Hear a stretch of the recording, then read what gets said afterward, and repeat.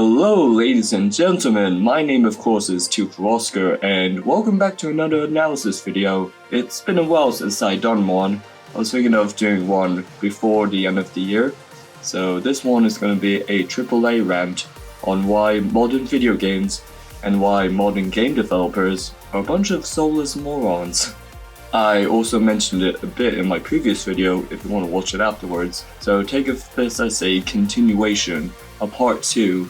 So we're going to look in the business perspective to see how games used to be a fun, creative life for content with full of life and substance, to now this corporate cash grab, only like making products with half-ass work to it. And you'll see why. So we're going to start with the main reason why games suck nowadays is accessibility. The way this works is allowing for the maximum number of people to be able to interact with a particular experience increases the potentiality of garnering an extensive audience. However, in creating titles that can be enjoyed by the lowest common denominator, you would invariably begin to strip engaging game design and mechanical complexity from the titles that you create. So as to cater to the low IQ drones that you like to drain money from, game devs have understood this quandary for a long time, but I believe that with the advent of online functionality and achievement trackers, devs were finally able to access data that would allow them to pinpoint what the general audience was most interested in. One of the more surprising revelations that arose from the advent of online functionality was the understanding that a staggeringly high percentage of players who purchase a particular game did not fully complete that game. This is a reason that during the 7th gen single-player campaigns became shorter and shorter while devs shoehorn online multiplayers into franchises that didn't have online multiplayer focuses. So you saw this in games like Bioshock 2, Tomb Raider 2013, Uncharted 2 had that, Gears of War needed multiplayer, but yeah, you saw stuff like that, even Dead Space 3. Anyways, to better understanding rationale from the game developers and publishers, we can use an example. If we created a game, you and me, that consisted about 20 hours of content, and let's say 75% of the player base of that game experienced only 6 to 8 hours of the content before leaving it completely. From the developer's point of view, they would think, what was the point of creating that extra 12 to 14 hours of content when only 25% of the player base actually got to experience it? So furthermore, why exactly are players abandoning the potential game that we created here at this 6 to 8 hour mark? What could be the issue? Developers of the time were trying to figure out how to properly balance this equation. Most of their solutions were failures at the end of the day. As I outlined earlier, of the primary solutions is to add on multiplayer modes to what were traditionally single-player experiences. Others would recoup development caused by nickel and dime consumers with pre-order bonuses, online passes, season passes. I'm sure you'll remember this from the 7th gen and onward. But the primary solution that's still being used to this day was to simply dilute mechanical complexity in favor of spectacle and production value. And this is something that modern Sony games do. So obviously there are myriads of other reasons outside of the core content of a particular game itself that can be used to justify a drop in retention rate.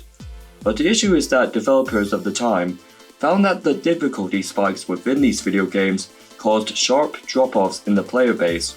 So with every single increase in difficulty came a decrease in player retention. With every increase in mechanical complexity came a decrease in audience size. However, what they also found was that every incremental increase in automation came an increase in player retention, and obviously, with a decrease in campaign length came an increase in completionary, because one follows the other. This is one of the many reasons that AAA game developers heavily automate modern video games with painfully long walking sequences, drawn-out cutscenes, lengthy tutorials, and style over substance set pieces. The reason why they do this is to give the modern gamers stronger and stronger dopamine hits across the entirety of an experience, which will help in retaining their attention because a heavy majority of modern players aren't playing for the sake of mechanics alone. But devs have also made a concreted effort to fill their games to the brim with the impression of content to give the consumers illusion of value, despite the fact that a large majority of players do not complete their games. They are also irrationally unwilling to spend $60 on a title that consists of a single-player campaign that lasts about 10 hours. However, if you were to stretch that 10 hours of content across, let's say, a barren open world and fill it with inconsequential side quests and busy work such as collecting trinkets, or climbing towers, or taking pictures at various locations on the open world, then you can stretch that 10 hours of core content to about 30 hours, making the value proposition to the consumer much more enticing. If you ever wondered why open world games have been dominating this industry over the last decade, then your question has finally been answered. It is a value proposition that gives consumers the illusion of quality by maximizing quantity, and unfortunately, the modern consumer doesn't know the difference between the two. When using this strategy, it's also caused games development costs to rise a lot, as studios need larger and larger dev teams to satisfy the attention span of a generation of people who thrive their dopamine receptors with social media. So, larger development teams take the issue further because each individual cogs in the machine is less important and has less an effect on the overall quality of a particular game than they did in the past. Right now, it takes hundreds of people to create a thinly quality AAA game. If you look back in the 90s, the game development teams consisted of a core set of specialized creators that you can count on one hand, especially games like Mortal Kombat or Pokemon that were made by 5 or 10 dudes. With a small development team like that, it allows each member of the team to individualize the work and leave their mark on it, which gives far more life to a particular work that the players experience, whereas nowadays, devs is more akin to sweatshop workers, as you see articles of them coming out saying working ridiculous hours and being underpaid for their hard work on crafting the perfect high-quality mustache or hair on an NPC character. These minor details that they do won't be noticed by normal players. These devs have very little influence overall of the quality of a particular title. And so with this many cooks in the kitchen, the ultimate results are corporatized, sterilized, myopic, lifeless games that are somewhat difficult to tell from one another. As you can tell by AAA games, they all seem to look exactly the same, play exactly the same, you'll have the exact same kind of HUDs, same exact side quest, same exact characters, yet they may as well be the exact same games releasing over and over again. So we no longer live in an age where winning or overcoming challenges in games is a reward of itself. We now live in an age where attempting to win and overcome a challenge is problematic and non-inclusive, because it strips away multiple underpinnings of the natural world that most modern gamers and younger generations wish to afford at all cost. The fact that equality is a falsehood. Not all experiences can be enjoyed by everyone, but hard work and perseverance is key to lasting satisfaction. And competency and hierarchy are fundamental structures of nature itself. So this allows us to finally move on to the next point, which is the next issue for why modern games suck. And that is you, the audience. The modern game industry is a stark reflection of what its consumers are willing to tolerate. When its industry began to gain an audience outside of the obsessive, mechanically driven artists, such as all of us, ever since they stopped catering to us, the quality of the games that we received began to nosedive. So mainstream appeal obviously means catering to wider demographics, which means lowering the barrier to entry, which means attention of quality, which means attrition of innovation, which means eradication of the great games that we used to know and love is gone. Many of the most popular games of the era aren't really good games now that we think about it. They are usually glorified walking simulators or visual novels that are about as mechanically deep as walking down the street in real life. Sure, there are still studios that create titles that place an emphasis on the quote-unquote game part, especially if you stick with Nintendo or indie games, and games that are heavily multiplayer focused. but in the AAA story-centric game design is the norm. So this allows us to transition to the next issue, story-centric game design, the bad egg to rule them all, and the largest disease to infect the industry. This issue with the industry is attempting to pull a wider demographic, while as also attempting to make sure that the industry is well respected by the outsiders who lost touch of this generation, who views gaming as a lesser art form, if they even consider it an art form. This comes from Roger Ebert from back in the day. For those who don't know, Roger, who was a well-known film critic, he did an incredible job at stating that video games are not art. From his perspective, they are not art.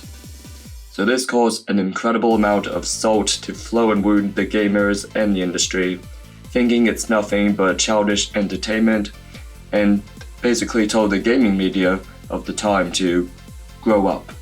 Gaming started as a niche hobby for nerds and social outsiders have now become a more political battleground for smug, unaccomplished, room temperature IQ socialites just to gain relevance. This was additionally justification gains to become more cinematic, story-focused, and Oscar-baiting rather than focusing on the gameplay. This was also the justification on why some of the edgy aspects of the industry needed to die out and forgotten for the triggered norms out there. So let me ask you this.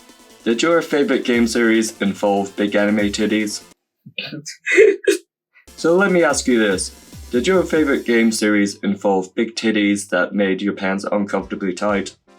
Well, too bad, you nerds. True art cannot feature women in revealing outfits and have sexualized bodies, because it doesn't relate to the ugly, unattractive, straight or lesbian women out there with flat chests. It's not relatable to them, guys, so you have to cater to them as well.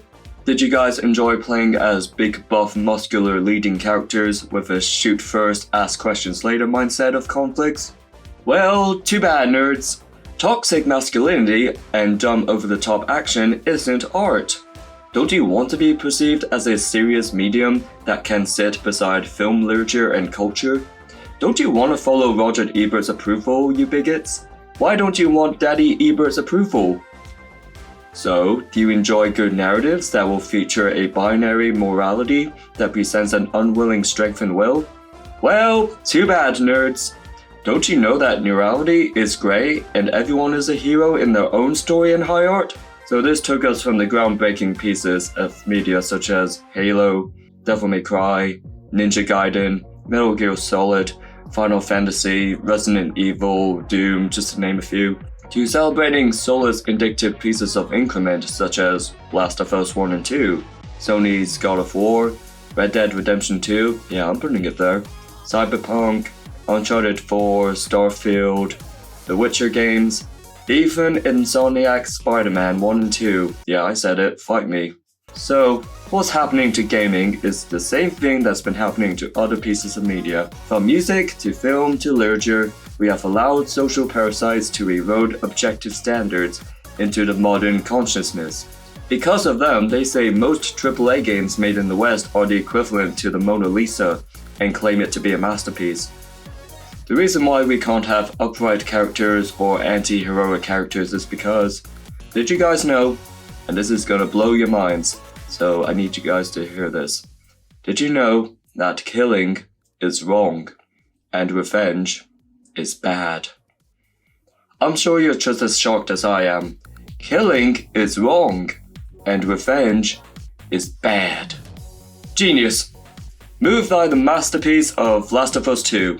I had no clue, guys, in a video game with dumb fun action that they gave us a message that killing is wrong and revenge is bad. Just what a true art form. So anyways, gaming in the past, developers want to create the most intricate and engaging sets to challenge players to better themselves by stepping up and overcoming obstacles placing right in front of them. As now, in the current era, devs are making sure that the norms can feed their egos by holding their hands and walking them to the end of the path in their lesbian zombie simulator games. In conclusion, and to briefly recap why modern AAA games are soulless, is because they focus on spectacle over substance. The demographics for video games have shifted sharply from a niche group of passionate autists and nerds to the everyday morons who can barely string a sentence together. The industry is obsessed with being viewed by the intelligent as a legitimate artistic medium. The fundamental building blocks of gaming are meritocratic by nature. And lastly, which is the most important one of them all, so listen carefully, AAA games are lifeless and they suck because they're gay, the developers are gay, and you're gay for funding them. You gay.